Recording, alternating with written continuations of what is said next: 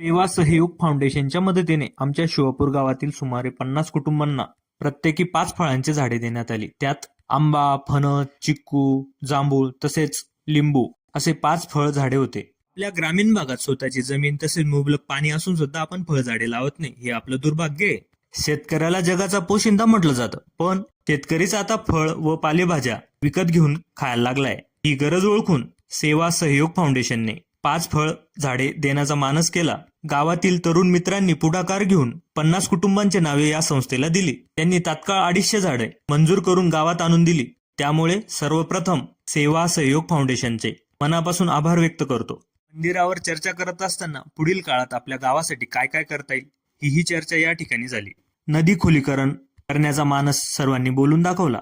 स्वयंरोजगारासाठी गरजू महिलांना स्वतःच्या पायावर कसं उभं करता येईल यावरही चर्चा करण्यात आली.